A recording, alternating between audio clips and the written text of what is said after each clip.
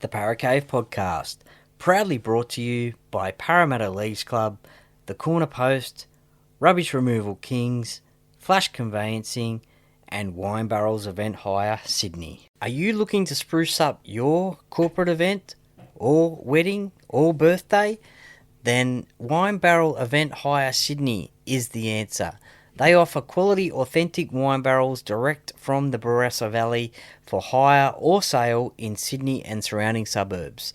They also hire out half wine barrel eskies, barrel bars and bar stools for short or long-term hire in Sydney at a competitive price, with options to deliver all over Sydney. Make sure you check out their packages at www.winebarrelsforhire.com.au or contact them today on 0405 179 577. Mention the podcast as well, the Paracay Podcast, and you will receive a 10% discount.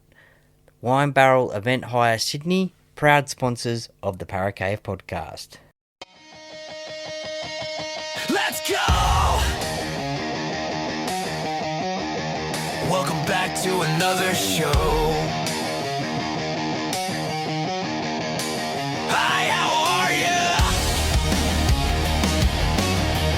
It's a Paracay Podcast coming at ya.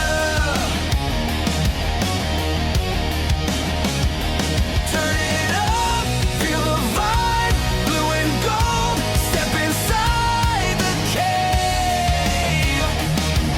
Yeah. Easy try in the corner. Here's your host, Troy Warner, coming to you live from the world famous Paracay.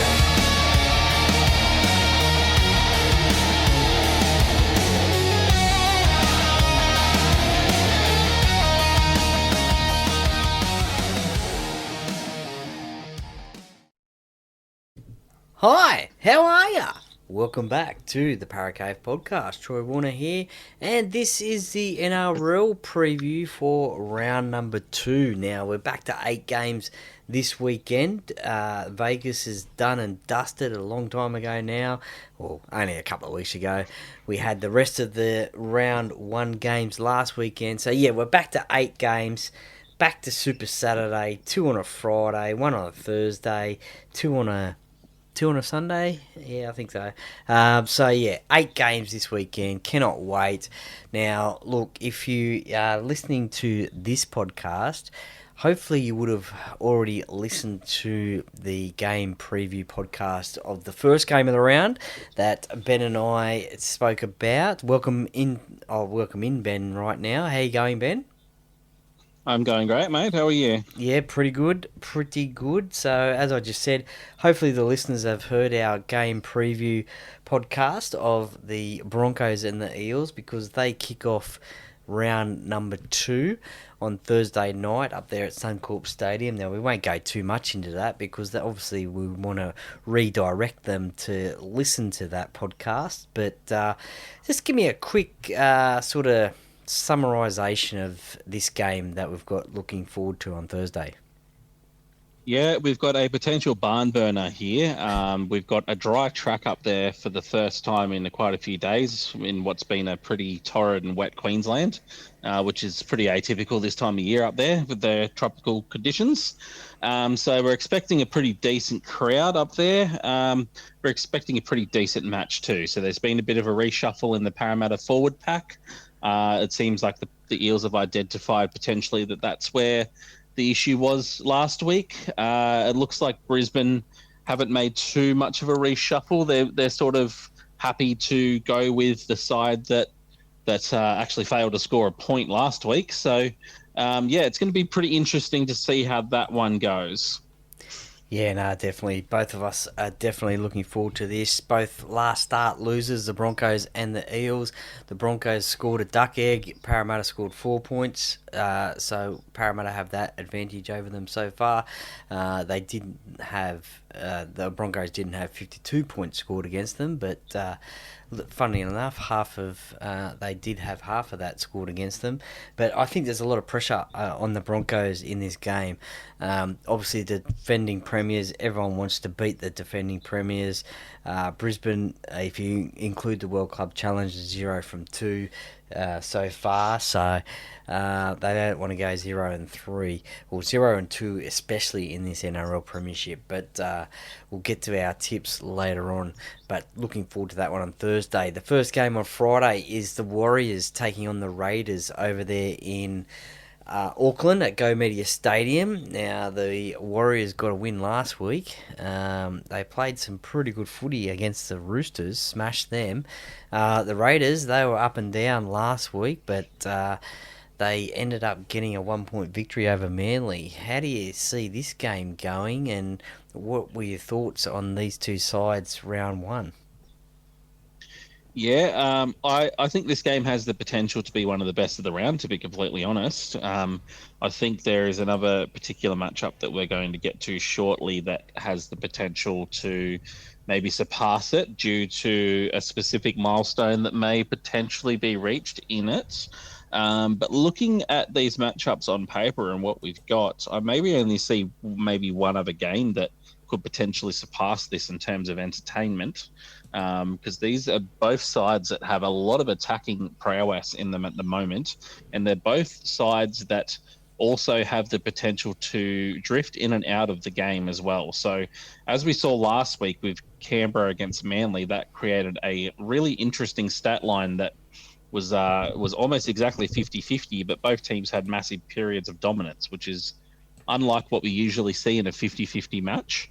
Now, I actually think the home team will get the chocolates on this one. I've gone with that purely because they looked well in control last week without their halfback, which I thought was going to potentially be what brought them down. Now, they looked really, really good without their star halfback, and I think that they'll go on and repeat it this week. Yes, so the Raiders have had to make a couple of changes. Josh Papali'i, concussion, so Morgan Smithy starts at prop for him. Matt Timoko joins the bench in number 17 after returning from a foot injury last week in New South Wales Cup. The Warriors, they keep the same team that got off to a flyer against the Roosters, and interestingly enough, it is Roger Tuivasa-Sheck's 150th Warriors club game. So congratulations. Jeez, that's to come him. up quickly. 150 games at the Warriors. Yeah. Feels like only I'm yesterday not too was at the Roosters. Yeah, well, I'm not too sure how many he did play at the Roosters, to be honest, but just have to wait and see about that one. Look, it'll be what do they call it over there? A blackout over there in New Zealand. They'll have a full crowd there, so that should be a great game. We'll do our tips at the end, but look, as you said, there's going to be a cracking game and probably the battle of the game of the round. Believe it or not, it is Friday the 13th, so anything could happen in this game, that is for sure. And of course, it's the Book of Feuds game. It is the Roosters taking on the Rabbitohs. The Roosters' home ground, Allianz Stadium. The Rabbitohs want to play there, but the Roosters won't let them. That just adds to the feud of these two sides. The Roosters, they got comprehensively beat last week against the Warriors. The Rabbitohs, very high scoring affair for the Rabbitohs win against the Dolphins. For the Roosters, Rob Toya comes back, so that's a bit of good news for them. And Jaden Sullivan's been named in at halfback with Ashton Ward being injured. So, look, you touched on it before. There could be a milestone broken in this game, and of course we are talking about Alex Johnston. He currently sits on 211 tries. Ken Irvine, the try scoring record at the moment, he has that one. He sits on 212 tries. So my question to you first up about this game is, will he beat that? Will he even that record, or will he beat that record? I'm going to go out on a limb here, and I'm going to say no. I think this local rivalry is too big for that to happen. I think the Roosters will absolutely target him in every opportunity that they get to make sure that they're not the team that he breaks the record against. I think there's a lot of pride in that, and there'll be a lot of bragging rights for them over the Rabbitohs if they do come out of this game with the win and making sure that they don't let him break that record. So won't it just I add think to Latrell's... won't it just add to the book of feuds if he does break the record against the Roosters?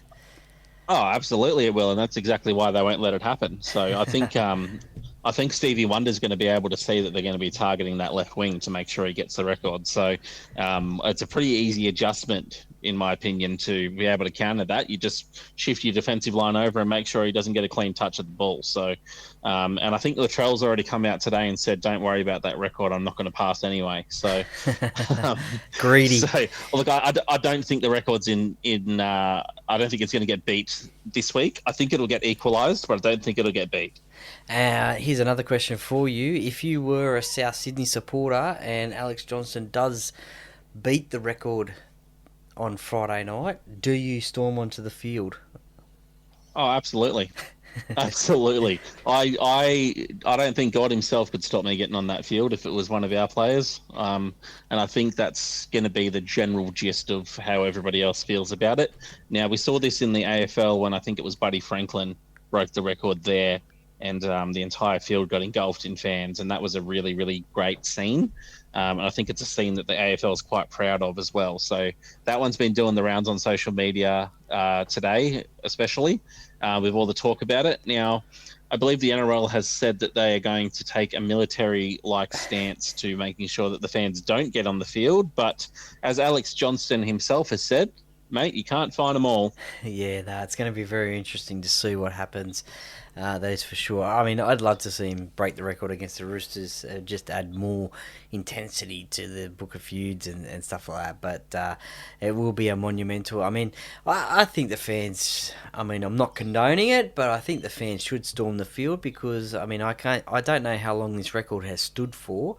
I think it's been something like 60-something years, even longer, 80 years or something like that. I'm not 100% sure. Someone will tell me how long it's been, but you don't get these moments very, very, very often, if at all. So, look, as I said, South Sydney supporters will just have to make up their minds as to what they are doing. But you got to let it happen. You have to let it happen. It's a moment that's going to get replayed time and time and time and time again for a very long time until Josh Adokar breaks the record in an NRL grand final in a few years' time. So, I really hope that it doesn't turn into an ugly scene.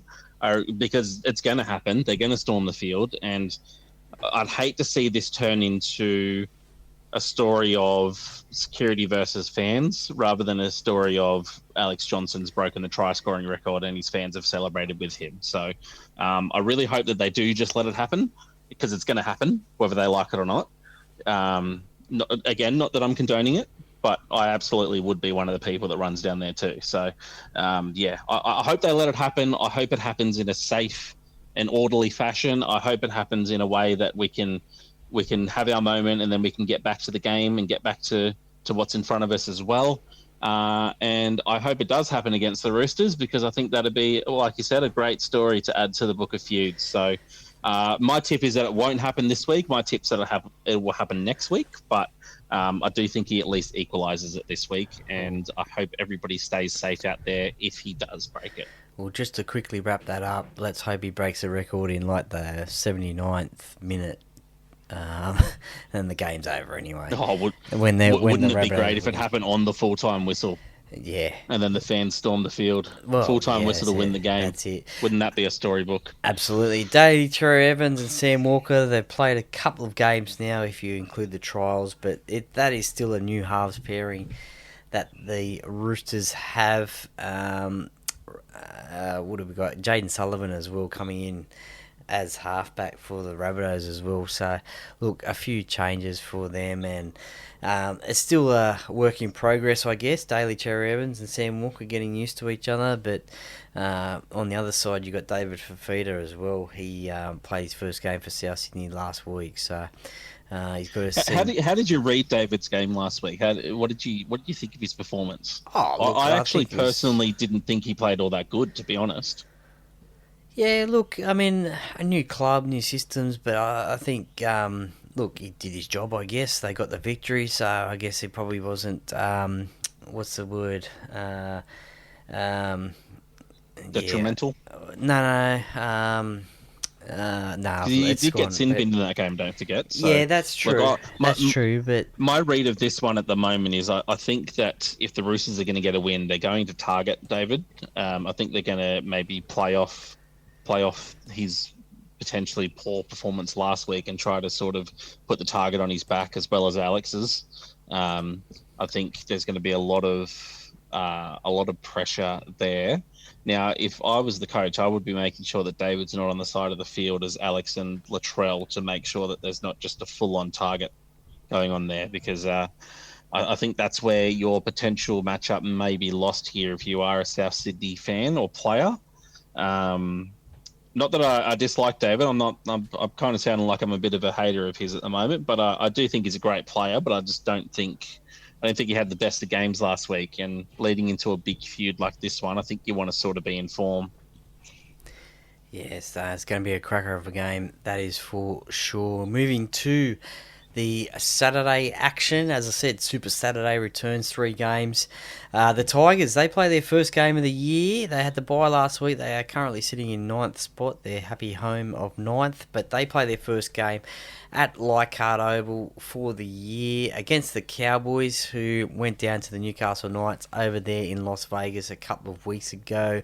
Kai Pearce-Paul makes his Tigers debut in the back row, and also the Hamisi Makasini, who scored that awesome try in the trial game. He's been named at centre for his second NRL appearance. So scored that absolute cracker at this venue, Leichhardt Oval as well. So look, the Tigers, they'll be keen to get out there and show their Leichhardt faithful what they're made of in 2026. The Cowboys, they will want to get a victory after going down against Newcastle in Vegas. Yeah, look, I've actually got the Tigers having a good opening outing here. I think there may be still a little bit of bad blood left over from last year's matchup at Leichhardt Oval with those two sides, where the Cowboys ran away with it a little bit when they were trying to celebrate the anniversary of that 2005 premiership. Cowboys got the chockies on that night, and I think there was a little bit of hurt feeling going around at that time. So I think the Tigers will be eyeing a really great start to the season here, and I think they'll be eyeing a big scalp of the Cowboys too. There is a little bit of a rivalry that has sort of made its way into that matchup over the last 20 years since that grand final, and I think that the Tigers really love having the chockies over the Cowboys, because I don't think they have a very good record at Leichhardt, do they? No, I think there was I think it was going around for a while that JT never actually managed to get a win there at Leichhardt. So. I don't think he did, to be honest. So yeah, no, you're totally right there. The Cowboys do struggle at Leichhardt, so look, despite winning there last year, I will say. Well, yeah, but that was a long time between drinks. But look, that, as I said, the Tigers, they'll be chomping at the bit to get out there on Saturday, their first game of the year. And obviously the Cowboys having that week off after Vegas. Dragons and Storm. This should be a cracker of a game at Wynn Stadium in Wollongong, the second of the Saturday games. The Storm, we all saw what they did to our Parramatta Eels last week. The Dragons, a couple of weeks ago against the Bulldogs, 15-14 went down in Vegas. But look, the Dragons actually beat the Storm last year, 16 points to 10. So this could be a danger game for the Melbourne Storm. I mean, it's only the second week of the competition, but the Dragons do know how to win against the Melbourne Storm. Yeah, now this one is a very hard one to read, actually, because you do have the Dragons coming off what should have been a win last week. They did, unfortunately, in my opinion, get robbed of that win in Vegas, which was okay by me because it was one of the only games I got tipped right. But yeah, look, they did come off a really great performance against the Bulldogs, and obviously Melbourne are coming off a fantastic performance, unfortunately, against our Parramatta Eels. And as you say, there is a bit of history there between the two sides, with the Dragons getting the most recent win. So, a bit of a hard one to read, this one. I think we're set up for a good match. I think, personally, Melbourne are probably a bit too strong at the moment. Yeah, no, I totally agree there. Jack Hetherington makes his Melbourne debut after returning from suspension. So, and obviously Alec McDonald is out for the Storm. Tui Kamakamitha comes in at lock. So, so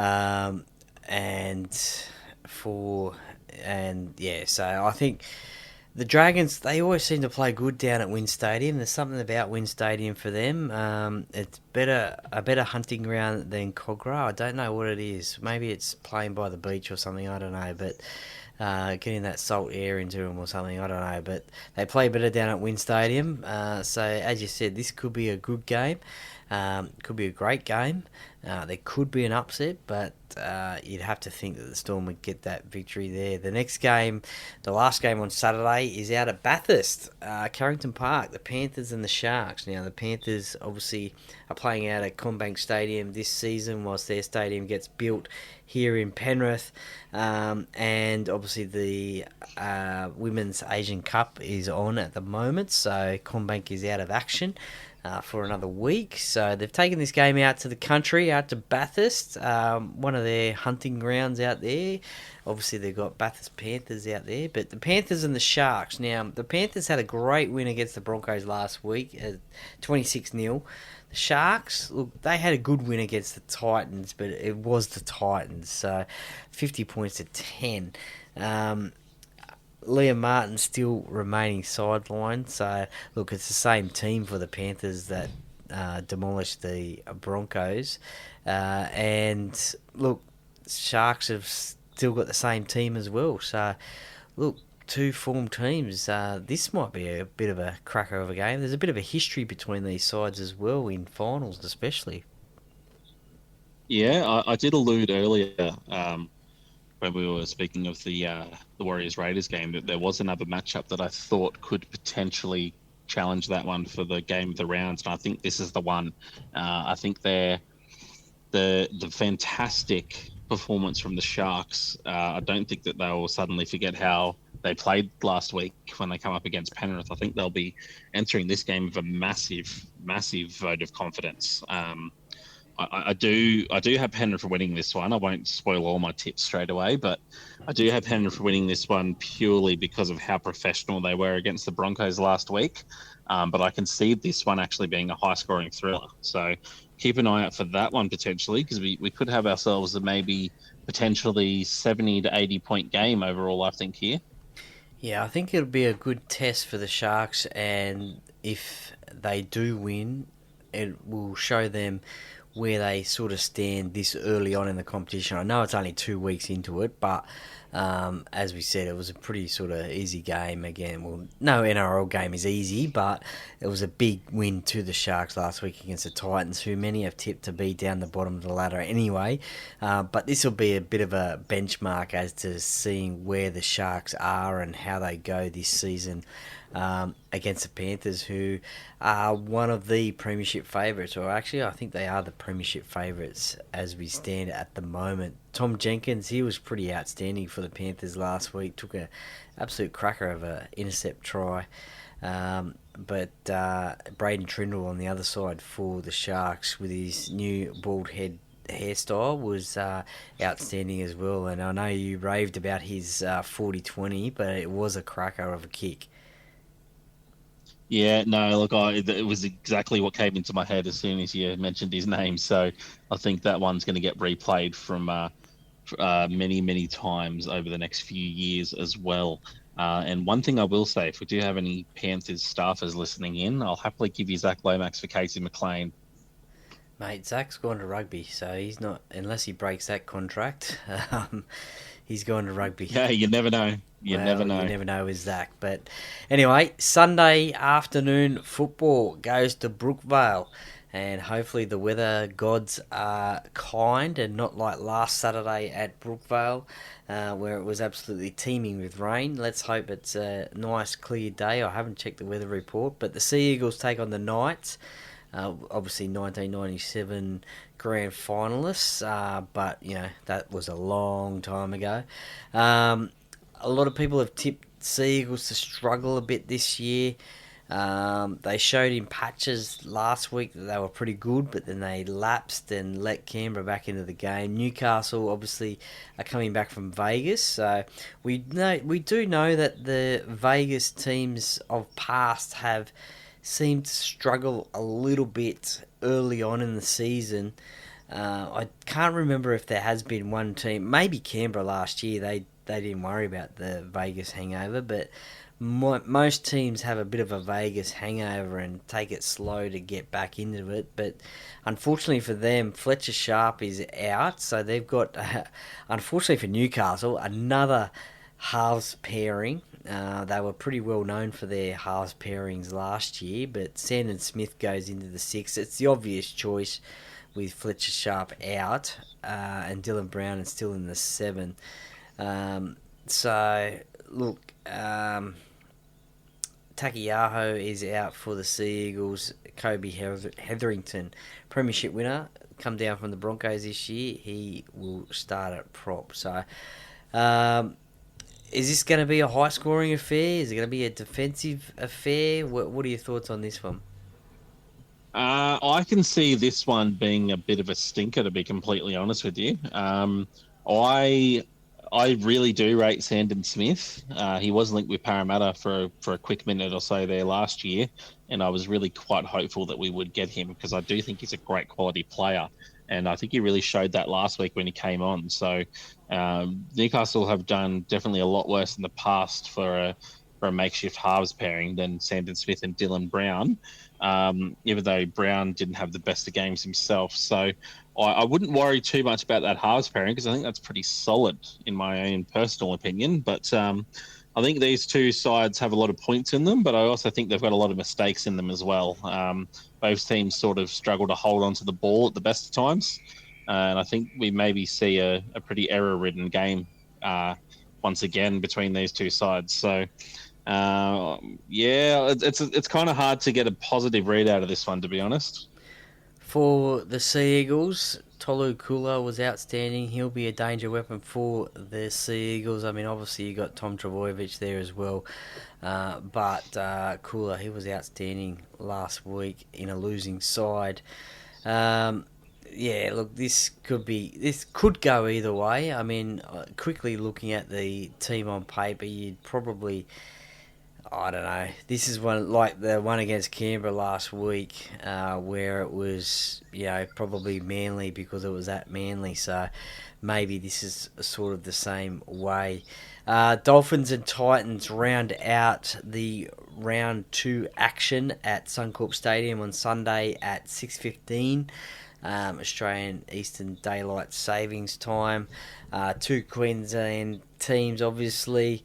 Queensland derby, you could say. The Dolphins, they went down to the Rabbitohs last week. The Titans got smashed by the Sharkies. So, look, for them, for the Dolphins, they've got a couple of big ins. Max Plath and Ray Stone have been named on the interchange bench. Love Ray Stone. Love the way he plays. Very tough man. So I love that one. And look, Josh Hannay has named the same team for the Titans. So, look, how do you see this one going? Obviously, you would think that the Dolphins are favourites going into this game against the Titans. Yeah, look, my opinion on this one is going to make for very quick listening. So I will echo your sentiment about Ray Stone. I am a big fan of Ray Stone. I've actually got a grand final jersey of Ray's that he wore when playing for the Wenty Magpies, and I think I want to say 2017 or 2018 when they were in that grand final. Got robbed by Newtown thanks to a forward pass at the end of that match. That was I think it was Golden Point. 2019, I believe. That was at Combank Stadium. Yeah. Yeah. Yeah, that was a bit of a heartbreaker personally, but massive fan of Ray Stone, so I made sure I got onto my friends at Wenty after that game and secured his jersey. So Nice. got that here somewhere in the house. But now on to the actual question that you asked me, and I think, like I said, this is going to be a very quick one. I can't see many positive things happening for the Gold Coast in this one, and I think that's probably a pretty common opinion here, unfortunately for them. They did not a lot right last week, and they're coming up against a side that has a absolute ton of points in them. So if all goes well here, hopefully the Titans will make sure that if we lose, we don't end up on the bottom of the ladder. So that would at least be something nice if we can't manage to get up on Brisbane. But yeah, I like to call this one the battle of the better side of Brisbane, because you got Redcliffe to the north and you got the Gold Coast to the south. So, which side of Brisbane do you prefer? Look, I probably prefer the north of Brisbane, to be honest. I mean, both are nice places. I mean, my auntie lives on the Gold Coast, so I do visit her sometimes when I go up for Parramatta games. So, I mean, she lives at a nice location, but I've also got friends that live at Redcliffe as well, so that is a nice location as well. So, shout out to Lou and Kathy and the Murray clan from Watch Your Team up there at Redcliffe. They've looked after me pretty well over the last few years, but yeah, I mean both are pretty nice spots, to be honest. Yeah, but I can't see the Dolphins losing this game.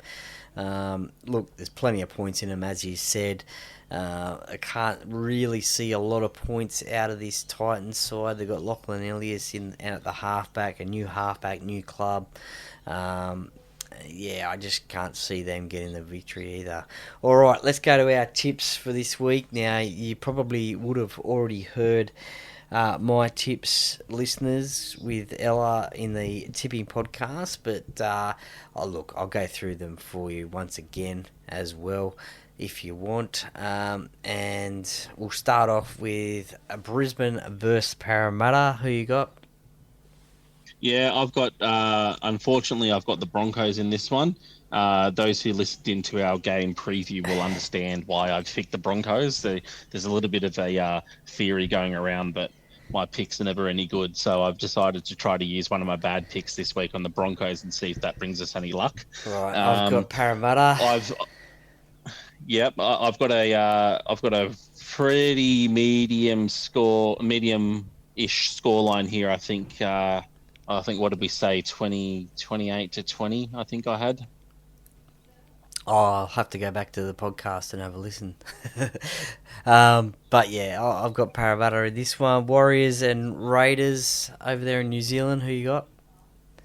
Yeah, I've got the Warriors in this one, and I think it'll be a high-scoring affair, this one. Yeah, I've got the Warriors as well. Roosters, Rabbitohs, Book of Feuds game. Yeah, got the Roosters in this one. I think this will be a defensive battle. Yeah, Roosters for me. Tigers and Cowboys. I think you said Tigers. I've got Tigers in a bit of a blowout, I think. Yeah, I've got the Tigers as well. Dragons and Storm. Storm in a close one. I think the Dragons will show up in this one. Interesting. I've got the Storm as well. Panthers, Sharks. Yeah, Panthers again in a high scoring battle. I think this one could potentially get into the 60s of total points scored. Yeah, I've got the Panthers as well. Sea Eagles, Knights. I have Manly again. I think this will be a low scorer. Yeah, I've got Manly as well, and I think we've both tipped the Dolphins, and the Bulldogs have the bye as well this week. And just a quick question about... I'll tip the Bulldogs over the bye. Well, yeah, the bye are pretty tough. They are pretty unlucky. Every single year they are unlucky, each and every week. But quick question about the Bulldogs. They played in Las Vegas. I think that was, 2 weeks ago? I think, that game. And now they're having the bye. So that'll be 3 weeks, I think, since they've played. And then they're going to play the week after, obviously. Is that a hindrance for them, having so much time off at the start of the year, do you think? Well, I will answer this one really quickly and really easily with this one, and I'll answer this with a suggestion for you. I suggest you go ask a Tigers fan what they think of that one. Why is that? Well, they've had the bye the first week for the last 2 years, and then they've had the Vegas break in between that and the preseason. So they've had this exact same hindrance for the last couple of years. So But they've been pretty vocal about how much they don't like it. but the Tigers haven't been to And Vegas though. yeah, but they've missed that time. So you go from your preseason, then you have your preseason break, while the other teams have their first week in Vegas, and then they miss the next week as well because they have the bye. Oh yes, I see what you mean. Yes, yes, yes. But Yeah, so this is they've actually been pretty going to be vocal about that the last couple of years. yeah, but this is actually going to be I think longer than the Tigers. But yeah, I think it could be a little bit of a hindrance. But we'll just have to wait and see what happens. Yeah, no, look, I do agree. I do agree. I think it will be a bit of a hindrance, but at the same time, they're not a bad squad, the Bulldogs. So I think if any team can sort of maybe come out of that, it's potentially them. But I would love to see Melbourne get that hindrance next year and see how that affects them, because it would be good to see them finally get off to a bad start. That's it. Well, that is the NRL Round 2 preview for this week. Thank you very much, Ben, for joining me for this one once again. And we'll just have to wait and see how our tips go this week. But enjoy your rugby league over the weekend. And listeners, enjoy your rugby league over the weekend as well. We'll be back early next week with some reviews, and don't forget also we will do a Sunday night Instagram live as well, so stay tuned to the Instagram page and we'll do an Instagram live, bit of a recap. We might have to do it during the Dolphins Titans game, which I don't think will matter too much, but we have had a bit of fun doing that one last week, which was good. I might even advertise it this week. But thank you very much for listening. Please give it a like, subscribe, all that jazz. Ben, thank you very much for joining me. Enjoy your rugby league. I shall, mate. And for those who follow me on my tips this week, if I happen to have a stinker again, come see me at the corner post and tell me all about it.